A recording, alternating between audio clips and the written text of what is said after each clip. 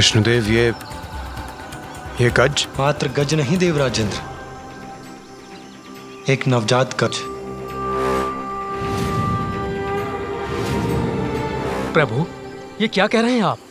इस गज शिशु का शीश ही माता पार्वती के पुत्र का शीश होगा? ये कैसे संभव है प्रभु?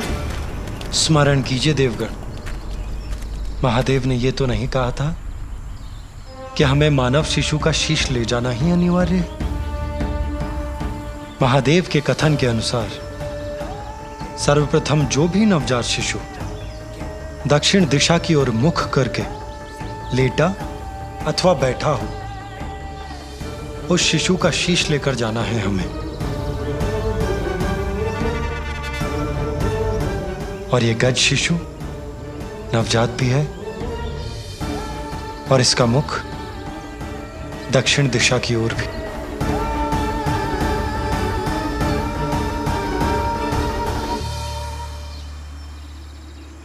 विष्णुदेव, ये गजमाता भी तो मां है। जब ये निद्रा से जागेगी और अपने पुत्र को अपने समीप नहीं पाएगी तो इस मां की भी क्रोधाग्नि जागृत हो जाएगी और तब ये भी भयंकर उत्पात मचाकर सर्वत्र विनाश करेगी। नहीं सूर्यदेव, शिशु के जन्म पर माता उस पर अपना वात्सल्य उड़ेलती है, उसे अपने तन से स्नेहपूर्वक लगाकर उसका पोषण करती है। पल भर के लिए भी उसे अपनी आंखों से ओझल नहीं होने देती। किंतु उसके विपरीत ये गज माता अपने पुत्र से दूसरी ओर मुख करके निद्रामग्न है, अर्थात उसे अपने शिशु का ध्यान भी नहीं। उसने तन और मन दोनों से शिशु का त्याग कर दिया है। और ये नवजात शिशु अपनी माता के समीप होकर भी इस संसार में सर्वथा एकाकी है। इसे एक मां की आवश्यकता है।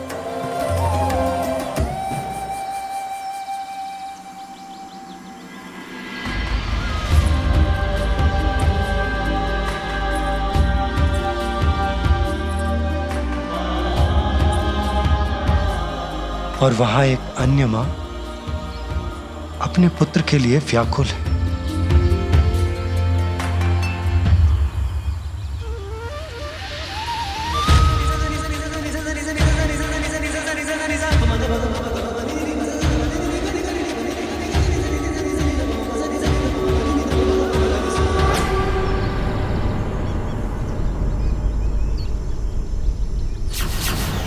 इसके प्राणांत के बाद ये गज शावक मेरे धाम में स्थान पाएगा।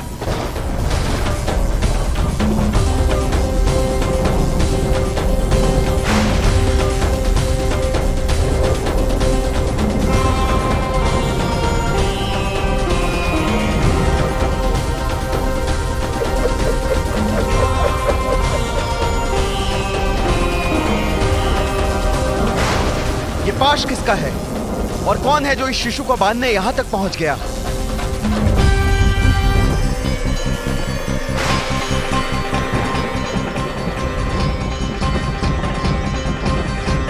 विष्णुदेव, देवराज और सभी देवगणों को मेरा प्रणाम।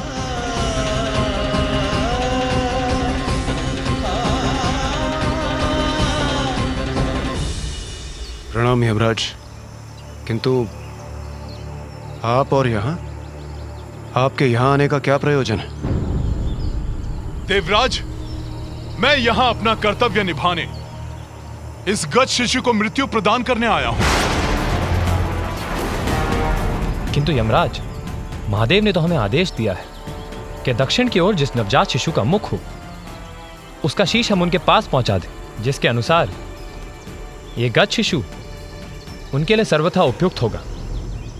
यही तो महादेव की लीला है। इस गज शिशु को मात्र 1 दिवस की अल्पायु प्राप्त है। यमराज इसे मृत्यु देकर और हम इसका शीश लेने एक साथ यहां पहुंचे। अर्थात महादेव की यह इच्छा नहीं है कि हम किसी शिशु की आयु छीनकर उनके पुत्र को शीश प्रदान करें।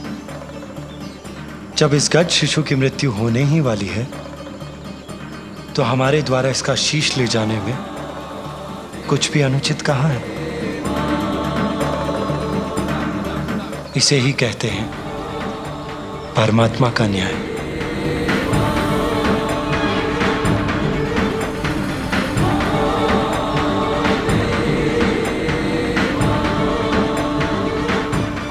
हे श्री हरि, आपके द्वारा इस गज शिशु के शीश को ले जाने के पूर्व मुझे इसके प्राण ले जाने की अनुमति प्रदान करें।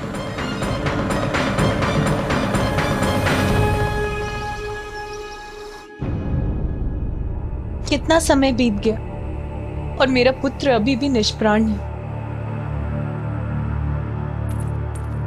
स्वामी,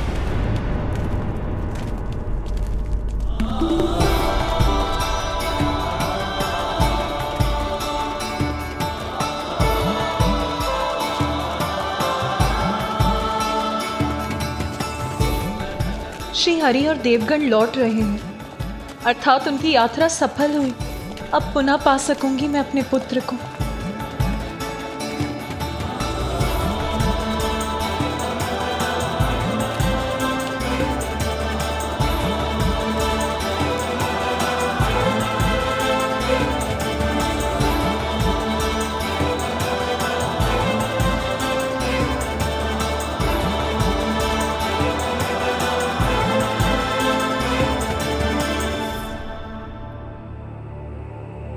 किंतु वो शीश कहाँ है जो श्री हरि और देवगण अपने साथ लाए हैं? अब तो वही शीश मेरे पुत्र का शीश होगा। आपके आदेशानुसार हम ले आए एक शीश।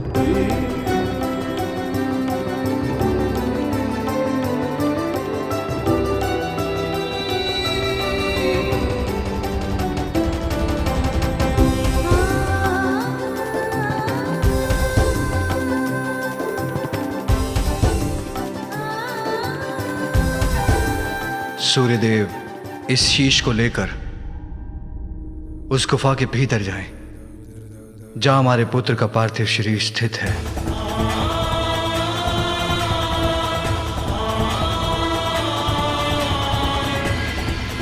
जो आज्ञा प्रभु।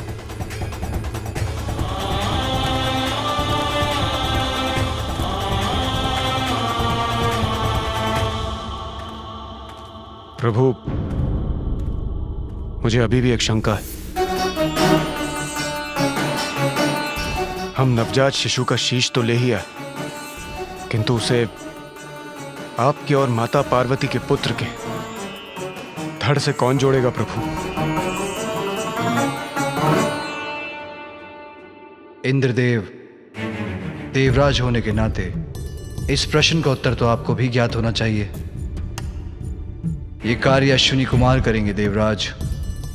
आपको तो ज्ञात ही है, वो अत्यंत निपुण शल्य चिकित्सक हैं। क्यों, उचित कह रहा हूं ना मैं? जी प्रभु। देवराज इंद्र को तो अवश्य ज्ञात होगा, जब अश्विनी कुमारों ने ऋषि दधंग का शीश उनके धड़ से विलग करके उसे पुनः उनकी देह से जोड़ दिया था। ऋषि दधंग को ब्रह्म विद्या का गूढ़ ज्ञान प्राप्त था। ये वो वैदिक विद्या है जिससे देवता देवत्व के चरम तक पहुंच सकते हैं। देवराज इंद्र ने उनसे यही विद्या सीखने का प्रयास किया। मैं देवराज इंद्र हूं और मैं यहाँ आपसे ब्रह्म विद्या सीखने आया हूँ, इसलिए ये विद्या मुझे सिखाने की कृपा करें। देवराज, ये विद्या तो केवल उन्हें ही सिखाई जा सकती है जो किसी भी अवस्था में इसका कोई दुरुपयोग ना करे।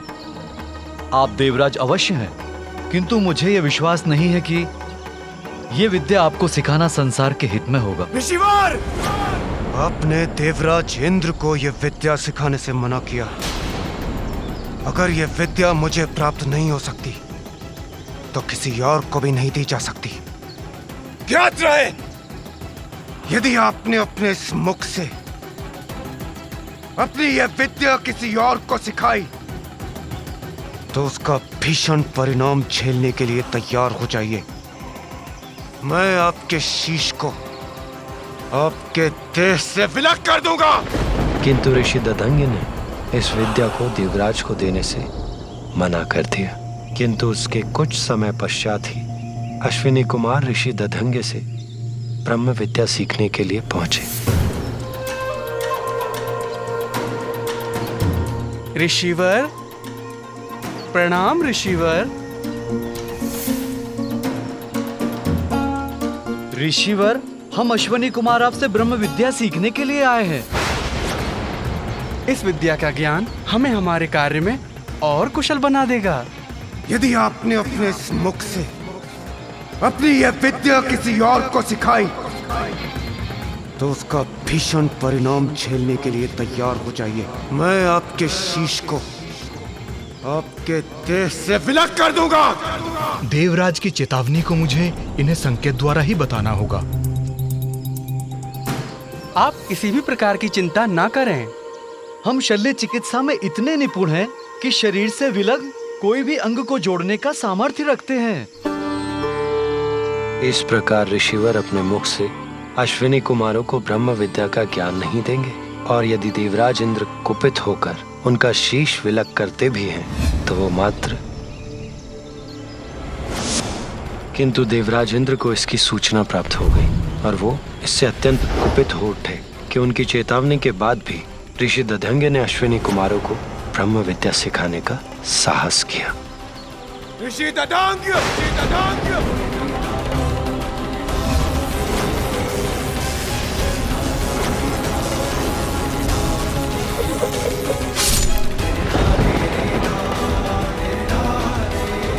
इसके उपरांत दोनों अश्विनी कुमारों ने ऋषि दधंगे के शीश को उनके शरीर पर पुनः स्थापित कर संजीवनी विद्या से उन्हें पुनर्जीवित कर दिया।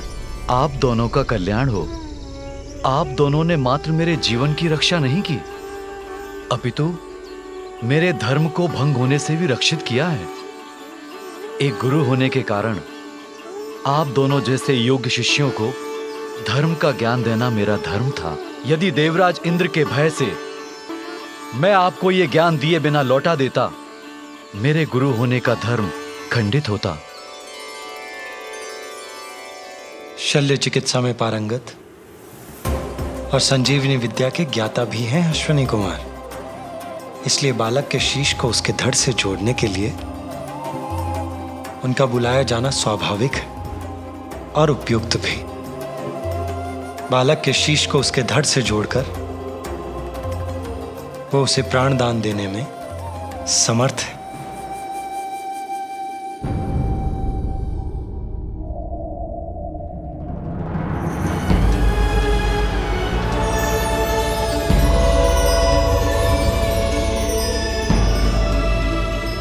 प्रणाम त्रिदेव।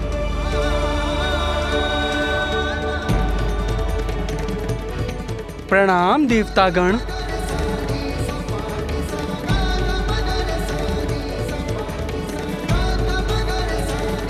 अश्विनी कुमार, मेरे कहने पर विष्णुदेव, इंद्रदेव एवं अन्य देव एक नवजात शिशु का शीश लेकर आए हैं।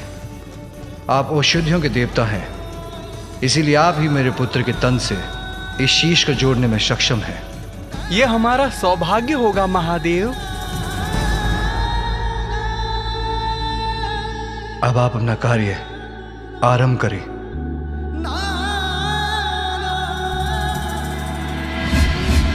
देवगण,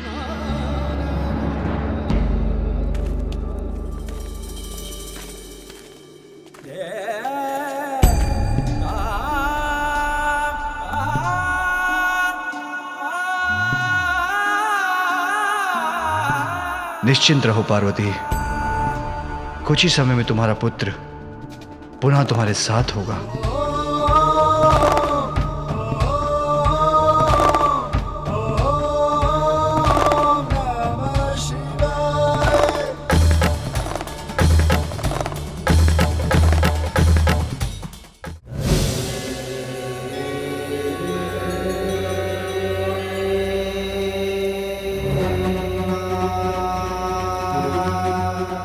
महादेव, हम शीश को तो बालक के शरीर से जोड़ देंगे, किंतु इनकी मृत्यु आपके त्रिशूल के प्रहार से हुई थी, इसलिए हम इन्हें जीवन प्रदान नहीं कर सकेंगे।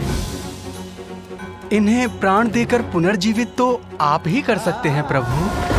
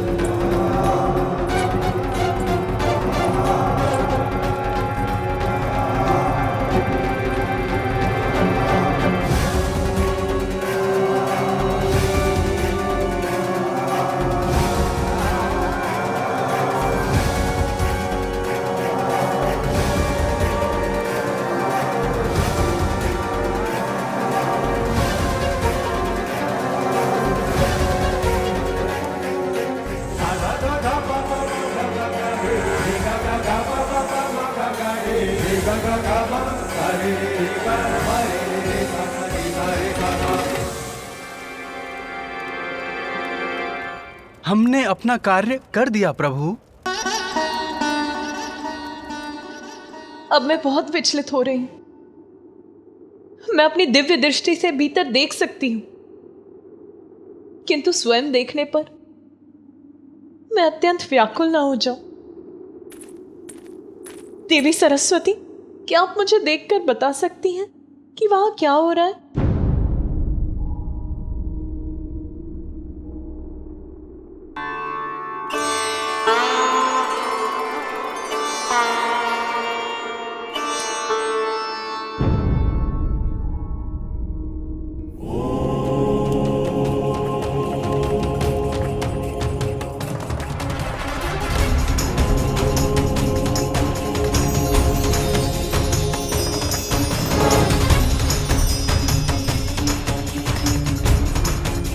देवी पार्वती, महादेव आपके पुत्र को प्राण दे रहे हैं।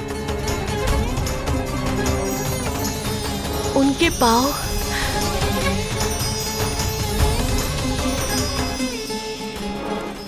और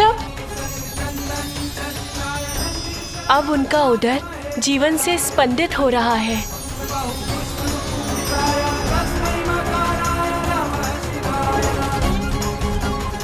और अब क्या हो रहा है वहां? अब उनके हाथ और उनकी भुजाएं, उसमें भी जीवन का संचार हो रहा है। और बताइए ना, अब क्या हो रहा है वहां? और अब उनकी ग्रीवा क्रियाशील हो रही है।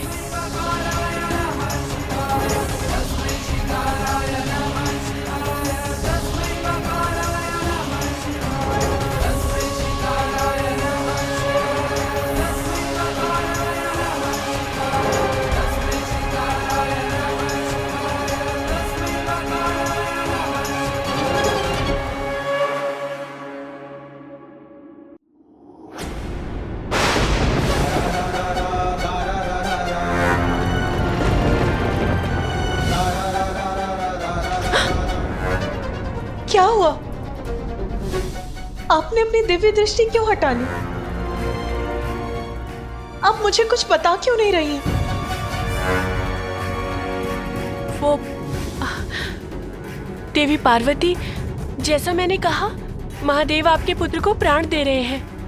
नहीं, कुछ तो है जो देवी सरस्वती मुझे नहीं बता रही। मैं स्वयं जाकर देखती हूँ।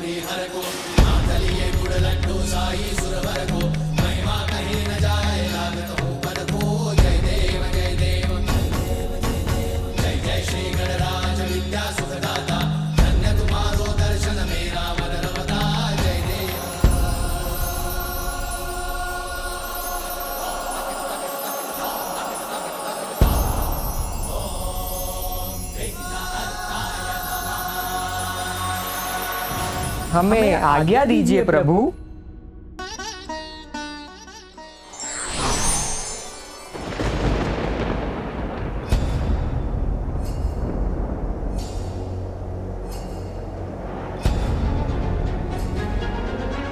ज्ञात नहीं पार्वती की क्या प्रतिक्रिया होगी जब वो अपने पुत्र को इस नवीन शीश के साथ देखेगी।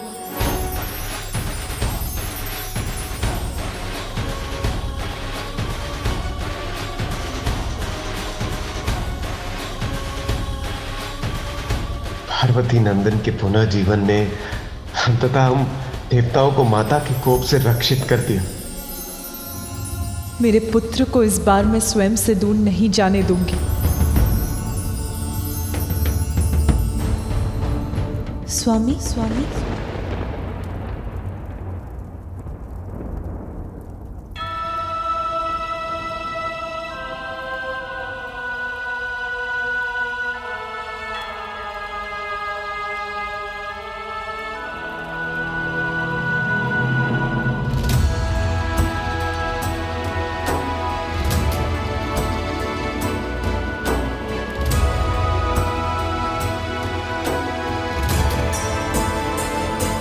आशा करता हूँ कि देवी पार्वती की पीड़ा समाप्त हो जाएगी।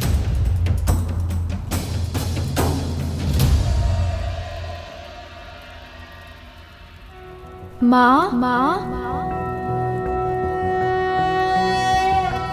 ओम नमस्ते गणपते त्वमेव प्रत्यक्षं तत्त्वमसि त्वमेव केवलं कर्तासि त्वमेव केवलं धर्तासि त्वमेव केवलं हर्तासि त्वमेव सर्वं खल्विन्दं ब्रह्मासि।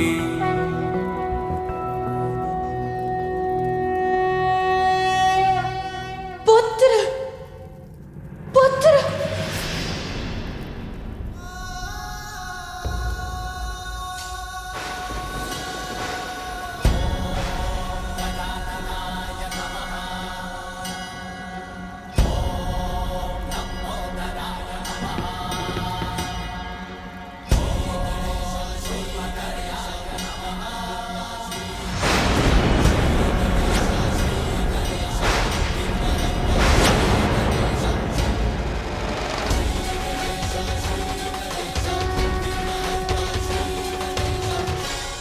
कौन है ये बालक? माँ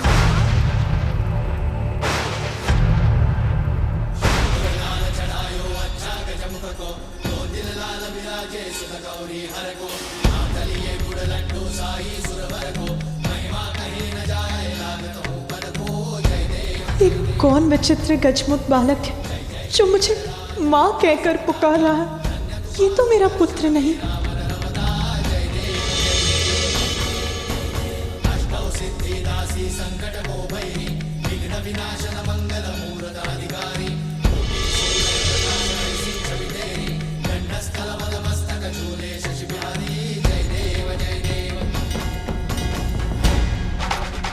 मेरे पुत्र का सुंदर मुखड़ा तो मेरे हृदय में बसा है, जिसे मैंने ही अपनी कल्पना से बनाया था। फिर ये बालक कौन है?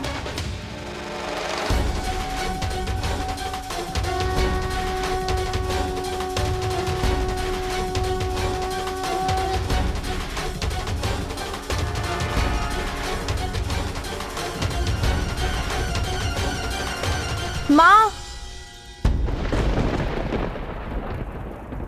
जिसकी आशंका थी वही हुआ। माता अपने पुत्र को इस रूप में स्वीकार नहीं कर पा रही हैं।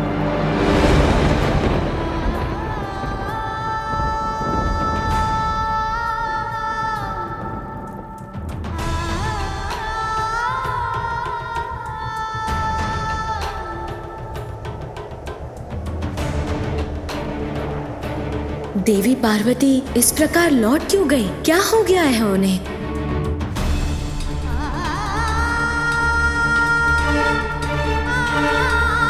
माँ, मैं आपकी सेवा करने, आपको सुख देने आया हूँ।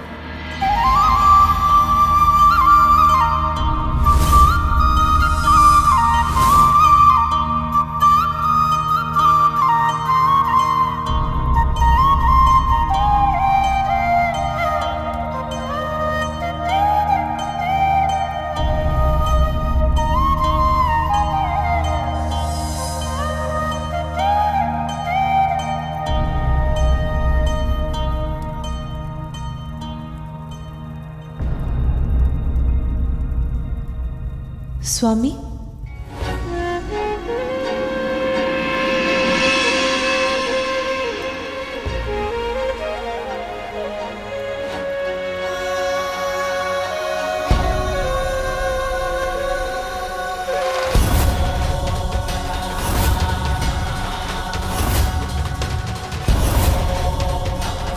गजमुख, पार्वती पुत्र का नवीन शीश तो गजमुख है।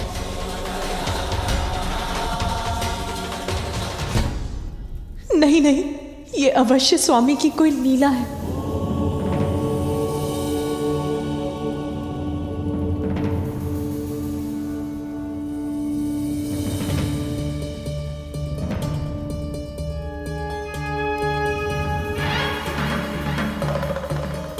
देवी पार्वती अपने पुत्र की पुरानी छवि के मोहवश अपने ही पुत्र को इस नवीन रूप में स्वीकार नहीं कर पा रही है, किंतु अपनी मां के मुंह फेर लेने से इसके कोमल हृदय को आहत होने से बचाना होगा। पुत्र, तुम कुशल तो हो ना?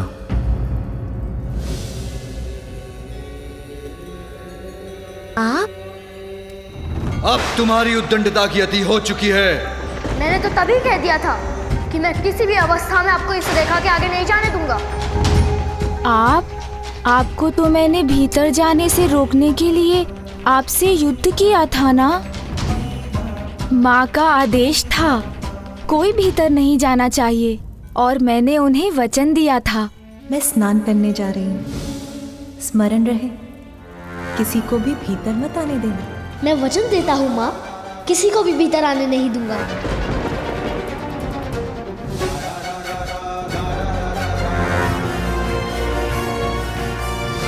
मैंने अपना वचन निभाया माँ।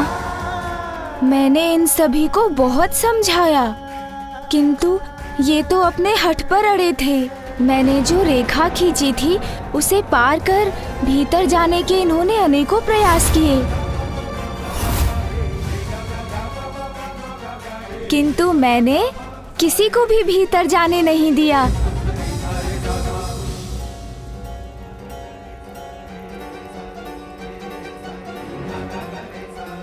जब आपने मुझे कहा था कोई भीतर नहीं आना चाहिए, तो फिर कैसे जाने देता मैं इन्हें?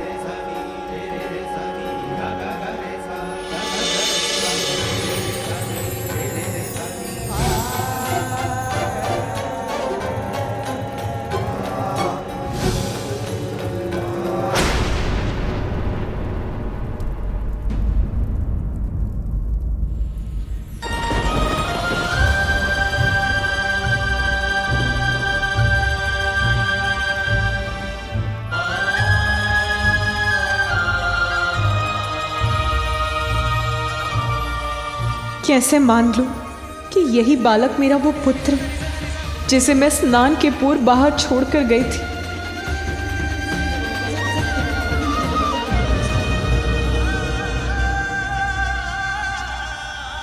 पुत्र, तुम जिनसे युद्ध कर रहे थे वो सभी तुम्हारे अपने ही थे,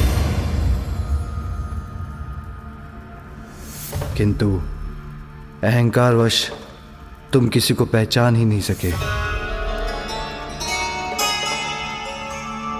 मुझे देखकर मेरा उपहास कर रहे थे, किंतु तुम मेरा वास्तविक परिचय नहीं पा सके, नहीं देख सके इस जगत के रोम रोम में व्याप्त हूं मैं। तुम्हारा पिता हूँ, तुम्हारा पिता हूँ, तुम्हारा पिता हूँ, तुम्हारा पिता हूँ, तुम्हारा पिता हूँ, तुम्हारा पिता हूँ।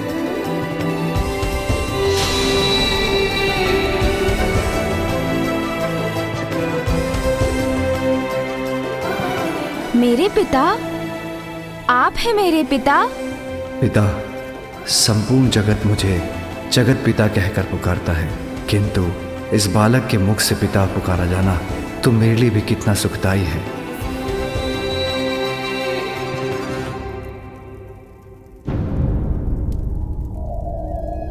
प्रणाम पिताश्री। आयुष्मान भव।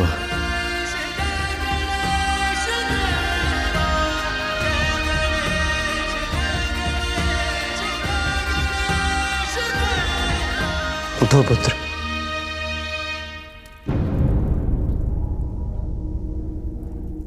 आप ही मेरे पिता हैं, ये आपने मुझे तब क्यों नहीं बताया पिताश्री? पुत्र, तुमने मुझे कुछ कहने का अवसर दिया ही कहा। अपनी माँ के प्रति तुम्हारी भक्ति देखकर मैं बहुत प्रसन्न हूँ, किंतु मैं तुम्हारी माँ का बस बस बस। तब तो तुमने मुझे अनसुना कर मेरा अपमान किया। मेरा ही नहीं, संसार के रचयिता ब्रह्मदेव और जगत के पालनहार विष्णुदेव का भी अपमान किया। हमसे व्यर्थ संघर्ष मत करो। मुझे जो करना है वो मैं करके ही रहूंगा। चले जाइए यहाँ से।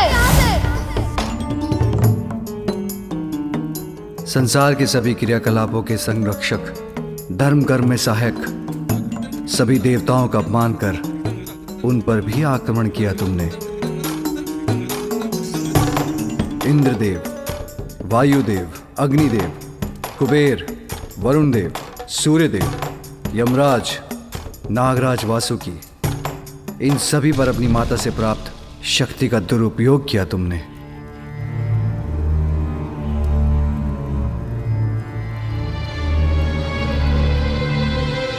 तुम्हारे अहंकार के कारण, यही कारण था पुत्र कि मैं तुम्हारा शीश तुम्हारे शरीर से विलग करने पर विवश हो गया।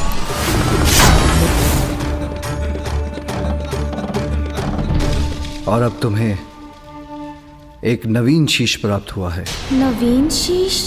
अर्थात मेरे अहंकार के कारण मैंने सभी को कठिनाई में डाल दिया और पिताश्री को मुझे एक नवीन शीश देना पड़ा।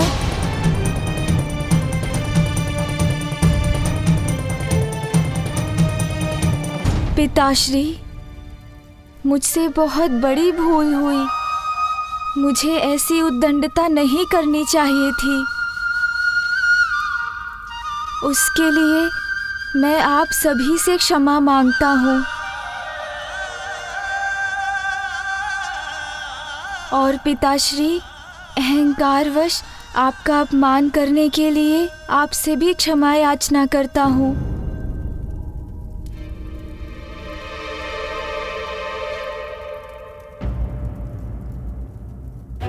तो क्या इसलिए माँ मुझसे इतनी कुपित है? माँ की दी हुई शक्ति से पिताश्री के मान को ठेस पहुंचाने की उद्दंडता जो कर बैठा। किंतु माँ देखिए ना, अब तो मैं उद्दंड भी नहीं रहा। अपना अहंकार भी त्याग दिया मैंने और जो भूल मैंने की उसके लिए सभी से क्षमा याचना भी कर ली। अब आप भी मुझे क्षमा।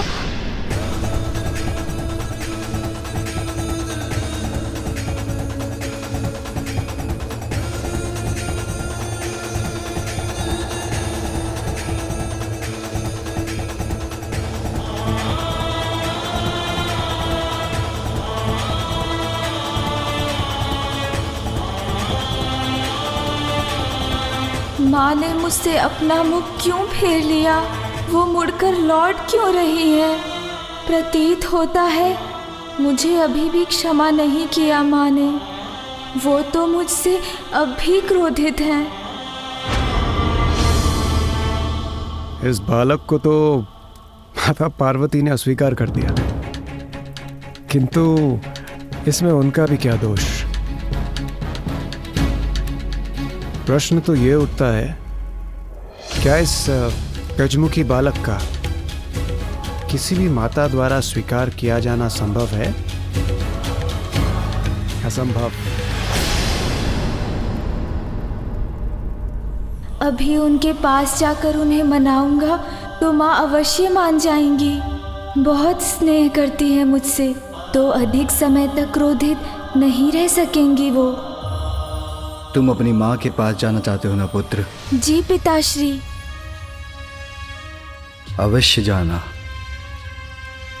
किंतु उसके पूर्व एक बार अपने नवीन शीश के दर्शन तो कर लो। पिताश्री उचित कहते हैं, मुझे अपने नवीन शीश को तो देख ही लेना चाहिए। आओ पुत्र।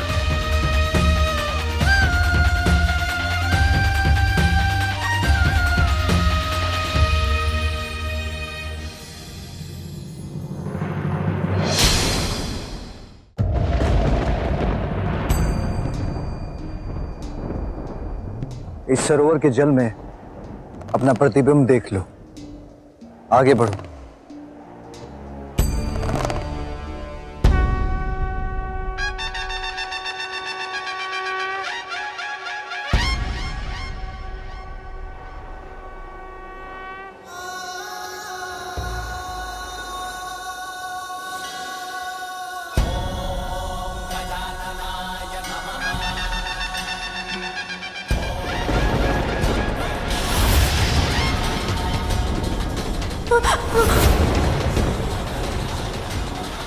ये क्या हो गया?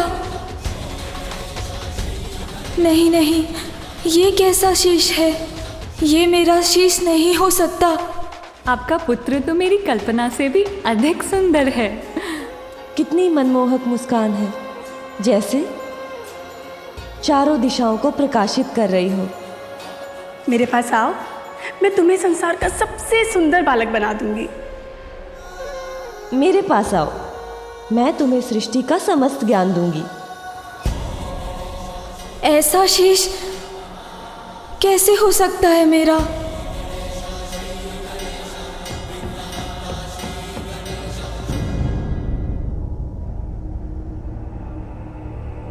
मेरा ये मुख पृष्ठ, मेरे ये बड़े बड़े कान और ये सूंड तो गज धारण करते हैं ना पिताश्री। मेरा ये सुंदर शीश गज के शीश में कैसे परिवर्तित हो गया पिताश्री? पुत्र, मेरा त्रिशूल अहंकार का नाश करने में कोई भेद नहीं करता। तुम्हारे मस्तिष्क पर अहंकार हावी हो गया था। वस्त्र के स्थान पर पशु चर्म से अपना तन ढकते हैं। रहने के लिए कोई घर नहीं, नाम पूछो तो कहते हैं सभी नाम मेरे हैं। अब ऐसी बात करने वाले को बहरूपिया नहीं तो और क्या कहूँ, और क्या कहूँ, और क्या कहूँ, और क्या कहूँ। जिसे नष्ट करने के लिए मेरे त्रिशूल ने तुम्हारे शीश को तुम्हारे तन से विलग कर दिया, और जिसे मेरा त्रिशूल भस्म कर दे उसे पुनः नहीं जोड़ा जा सकता। किंतु तुम्हारी माँ ने तुम्हें पाने के लिए इतना त्याग किया था। इतनी कठोर तपस्या के बाद विष्णुदेव से वरदान प्राप्त कर तुम्हें जीवन दिया था। विष्णुदेव के वरदान की मर्यादा के लिए तुम्हारी मां की पुत्र प्राप्ति की प्रबल इच्छा को साकार बनाने के लिए और भविष्य में तुम्हारे द्वारा होने वाले जगत कल्याण के लिए तुम्हें दूसरा शीश देकर पुनर्जीवित तो करना ही था पुत्र।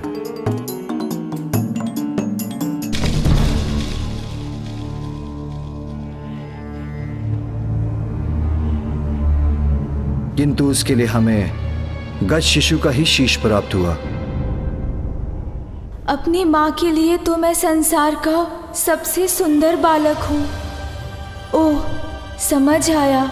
मेरे इस नवीन रूप के कारण ही मुझसे दूर हो रही है माता। पिताश्री, माँ को तो मेरा वो पिछला रूप ही प्रिय है।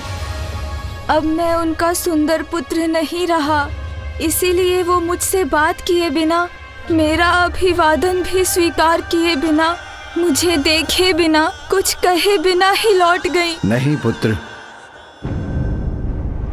माता के हृदय में संतान के प्रति आगाध स्नेह रहता है पुत्र। तुम्हारी माता भी अपने पुत्र से अपार प्रेम करती है और तुम्हारे शीश में परिवर्तन होने के बाद भी तुम उनके वही पुत्र हो। विश्वास रखो,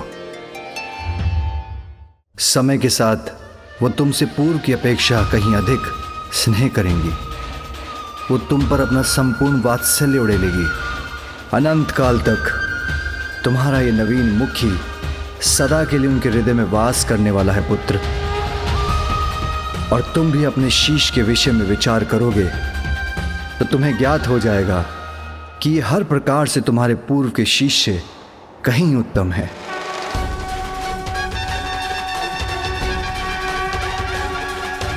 उचित है पिताश्री, मैं अवश्य विचार करूंगा। मुझे आशीष दीजिए।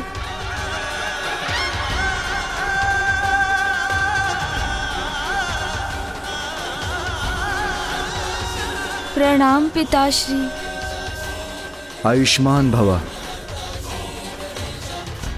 पिताश्री, यदि आपकी अनुमति हो तो मैं अब जाकर माँ से मिल लूं? अवश्य।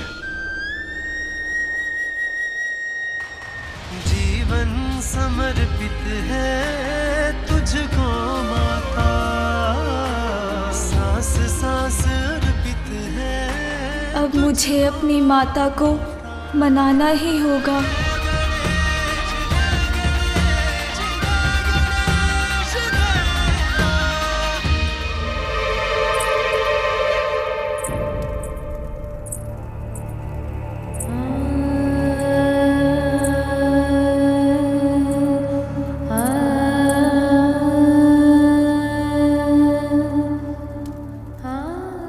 ये क्या हो रहा है मुझे? ये बालक मेरा ही तो पुत्र है, तो इसे स्वीकार क्यों नहीं कर पा रही हूं मैं?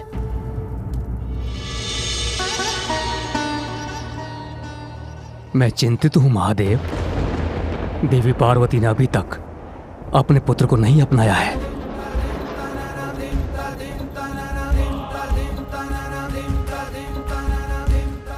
अतीत की छाया जब तक किसी के मन मस्तिष्क पर छाई रहती है उसे कष्ट ही देती है, जिसका एकमात्र समाधान व्यक्ति का शीघ्र अतिशीघ्र उस अतीत से उबरकर वर्तमान को स्वीकार करना। अपने अतीत के प्रति देवी पार्वती का मोह भी अवश्य टूटेगा।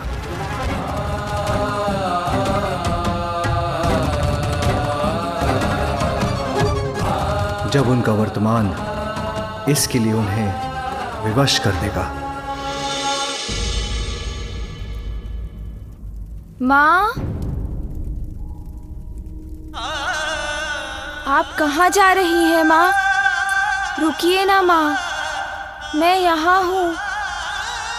इधर देखिए माँ, आपने ही अपनी कल्पना से मुझे बनाया है माँ। कल्पना में माता के छवि है एक प्यारी, रचने लगी उंगलियां छवि चित्र मनोहारी। इसलिए मैं आपका ही पुत्र हूँ और आप मेरी माँ हैं। किंतु महादेव, देवी पार्वती कैसे स्वीकार करेंगे अपने पुत्र को? ब्रह्मदेव, एक बालक तो अपनी माता के हृदय का ही अंश होता है। अपने हृदय को भला कोई कैसे नकार सकता है?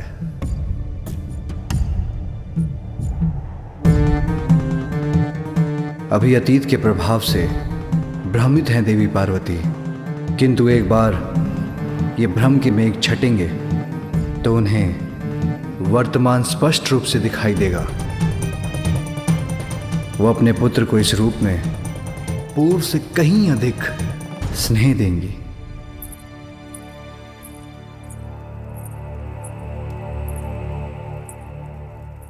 माँ, मैं इधर हूँ।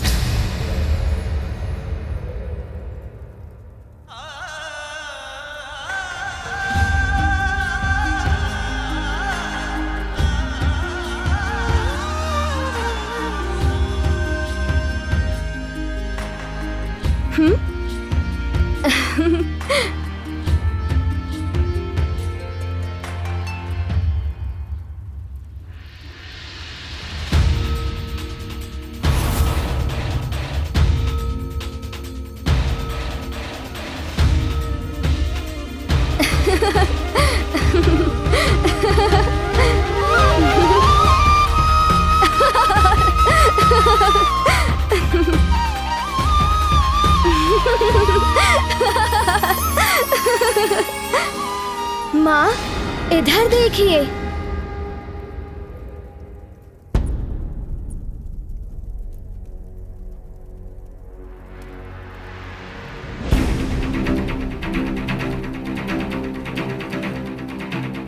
माँ, मैं तुम्हें नहीं पहचानती। तुम मेरे पुत्र नहीं।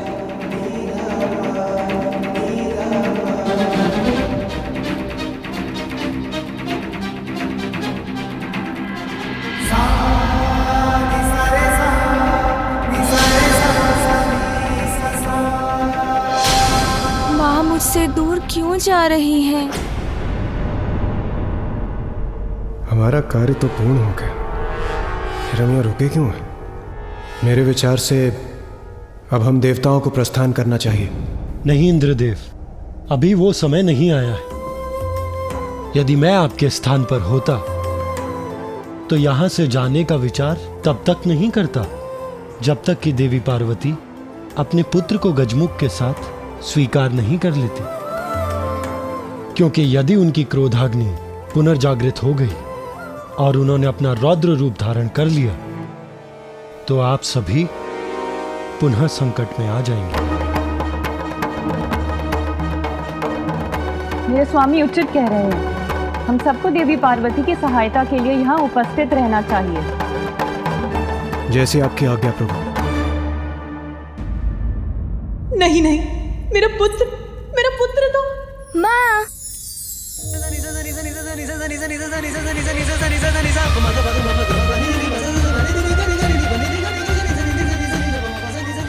आइए ना,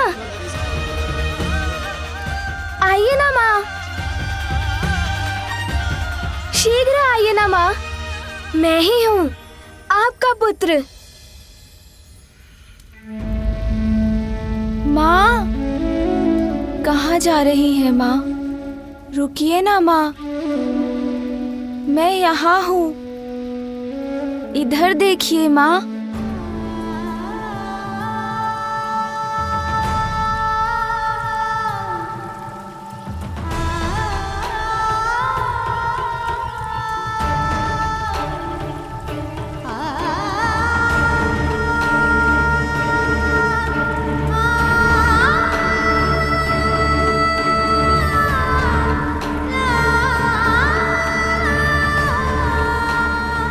माँ, मुझे आप एक लोरी सुनाकर सुला दो ना।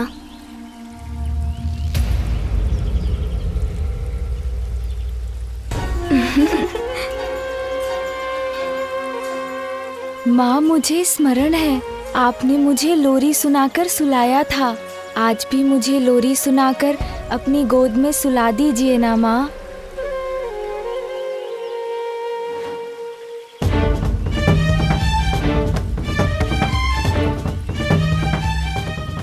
नहीं नहीं, मेरा पुत्र तो। माँ,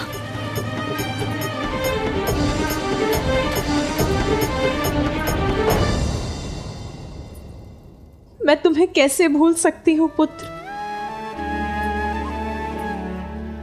कैसे भूल सकती हूँ तुम्हें? जब तक तुम्हारी स्मृतियां मेरे सामने रहेंगी, मैं तुम्हारे इस गजमुख को कैसे अपनाऊंगी?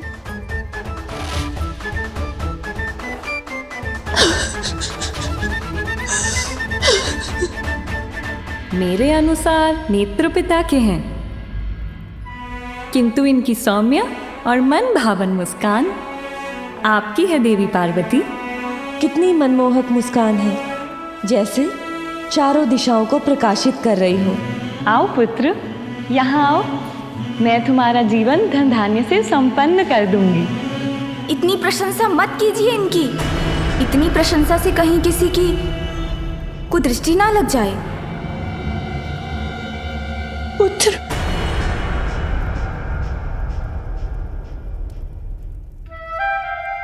कुदृष्टि तो तुम पर पड़ी गई पुत्र।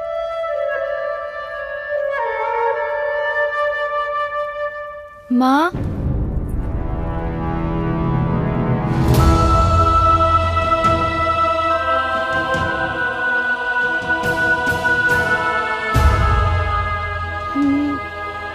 नहीं, ये अनर्थ होना ही नहीं चाहिए था।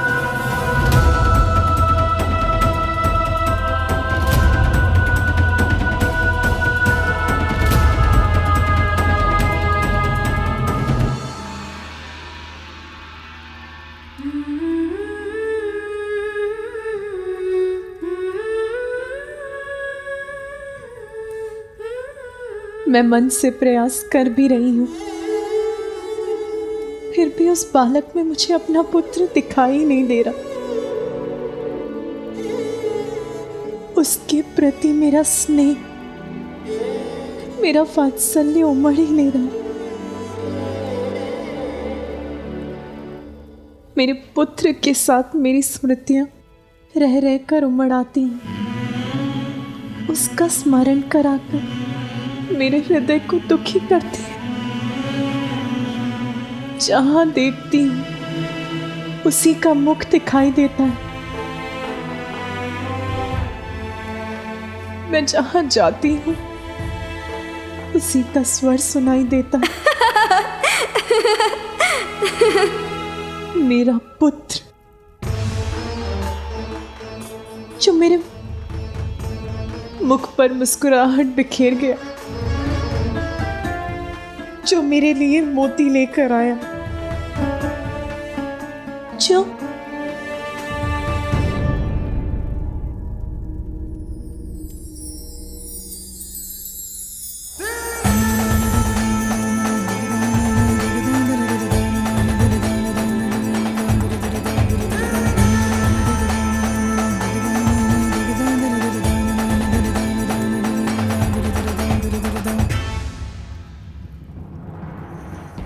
माँ,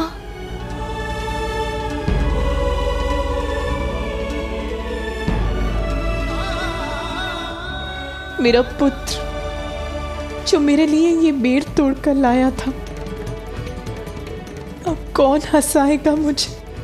माँ, कौन बेर तोड़कर लाएगा मेरे लिए? किंतु माँ, मैं तो आपका वही पुत्र हूँ, फिर आप दुखी क्यों हो रही हैं माँ? मैं तो अभी भी आपके मुख पर मुस्कुराहट ला सकता हूँ। मैं वो सब कर सकता हूँ माँ जो मैंने पूर्व में किया था। मैं अभी माँ के लिए पुनः बेर ले आता हूँ और उन्हें प्रसन्न करता हूँ।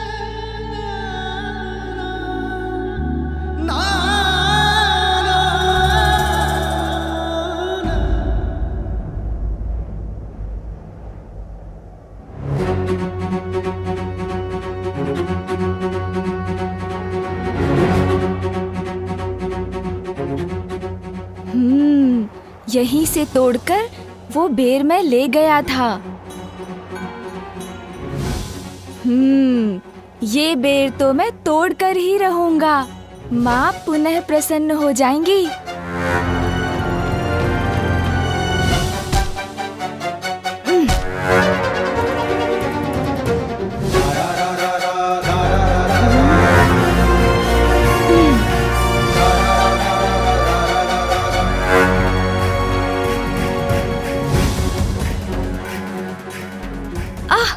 मेरे नवीन कान जी, आप ऐसी तीव्रता से फड़फड़ाएंगे तो मेरा ध्यान भटक जाएगा।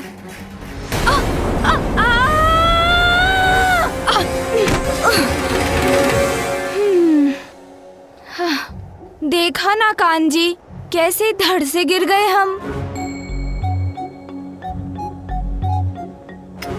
किंतु कुछ भी हो जाए, असफल नहीं होऊंगा। माँ को मनाने के लिए बेर तो अवश्य तोड़कर ले जाऊंगा।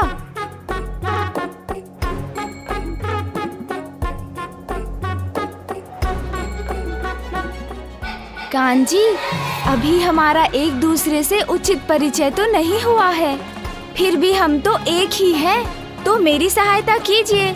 इतना तीव्र मत फड़फड़ाया कीजिए।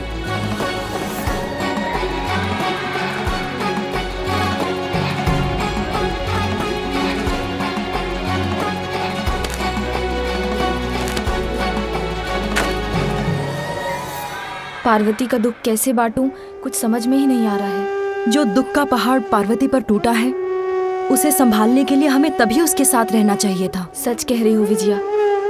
उस बालक को देखकर अपने अशांत मन को शांत करने के लिए हम तो इतनी दूर निकल आई हैं, परंतु हमें अविलंब ही पार्वती के पास पहुंचना होगा।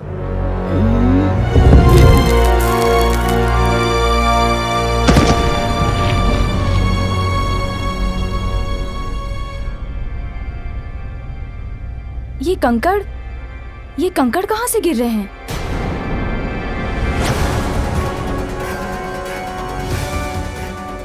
अरे बालक, वहाँ कहाँ चढ़ रहे हो? क्या करने का प्रयास कर रहे हो तुम? अरे बालक नीचे आओ, चोट लग जाएगी। मुझे लगता है हमें अतिशीघ्र पार्वती के पास पहुंचकर ये बताना चाहिए। ये बालक, चलो।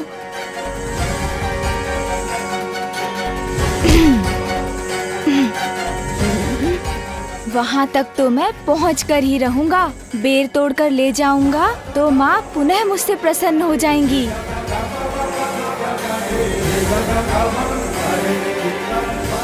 अरे सूंड जी, अभी कान जी को समझाया था, तब आपने सुना नहीं। आप सभी नवीन अंगों को एक एक करके समझाना पड़ेगा मुझे। इतना महत्वपूर्ण कार्य है, उसमें मुझे रोकिए मत, सहायता कीजिए मेरी। क्या बात है देवी, आप बहुत चिंतित प्रतीत हो रही हैं। वो देवी पार्वती का पुत्र उस कठिन पहाड़ी पर चढ़ने का प्रयास कर रहा है। यहाँ खड़े मत रहिए, जाके शीघ्र ही महादेव को बताइए कि उनके पुत्र के प्राण संकट में हैं। जाइए, चलो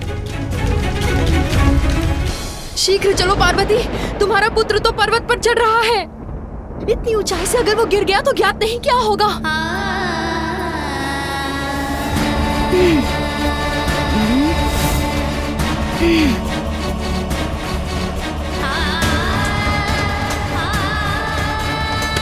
बस अब तो मैं वहाँ पहुँचने ही वाला हूँ।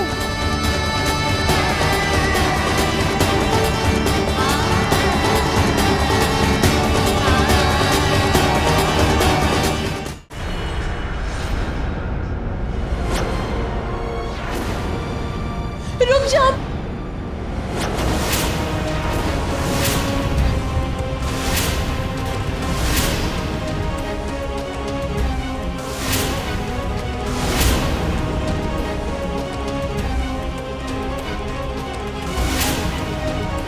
तुम वहां ऊपर क्या कर रहे हो? नीचे उतरो। गिर गए तो? कहीं पैर फिसल गया तो? पुत्र!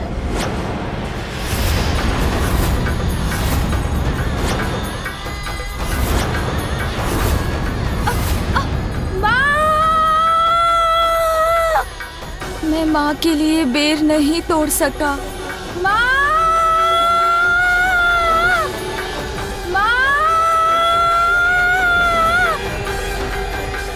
पार्वती,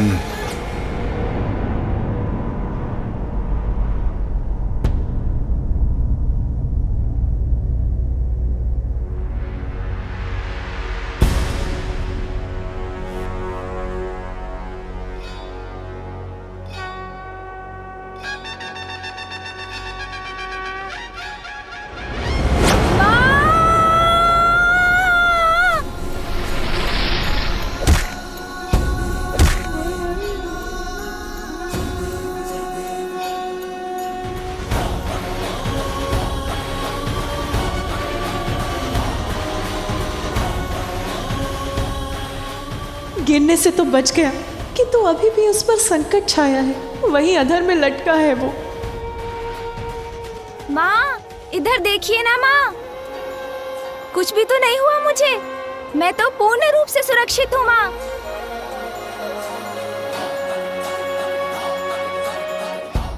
आप तनिक भी चिंता मत कीजिए, मुझे कुछ नहीं होगा।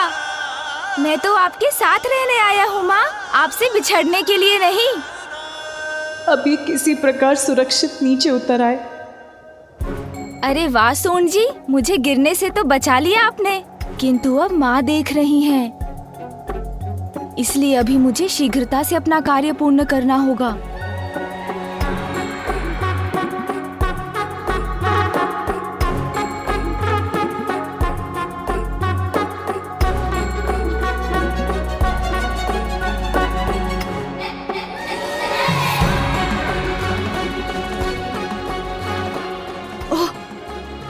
संतुलन बिगड़ा तो संकट में पड़ जाऊंगा।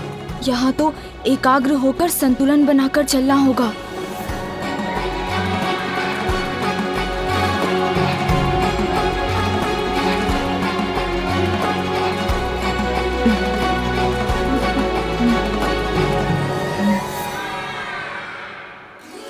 लो, यहाँ तक तो पहुँच गया। अब एक बार पुनः ऊपर जाता हूँ। स्वामी, ये पुनः ऊपर क्यों चढ़ रहा है? आप उसे रोकने के लिए कुछ कर क्यों नहीं रहे? कुछ कहिए स्वामी, कुछ करिए। उसे किसी प्रकार से सुरक्षित नीचे लौटा लाइए।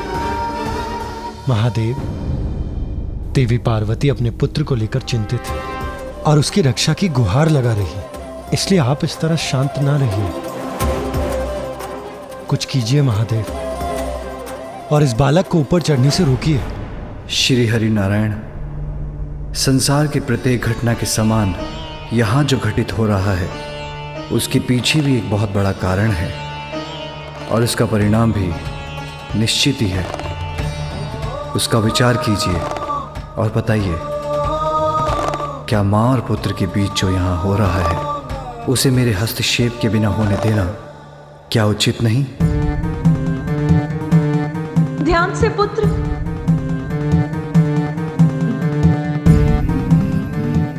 उचित है महादेव, उचित है। माता को अतीत के मोह से बाहर निकालकर वर्तमान का सामना कराने के लिए यदि कोई समर्थ है तो वो है ये बालक। इसलिए आप जो कर रहे हैं वो उपयुक्त है।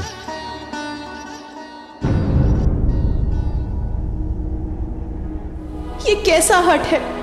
ये फिर ऊपर क्यों चढ़ रहा है? हाँ, यही तो है वो बेर जो माँ को प्रिय है। इन्हें माँ को दूंगा तो वो मुझसे अवश्य प्रसन्न होंगी।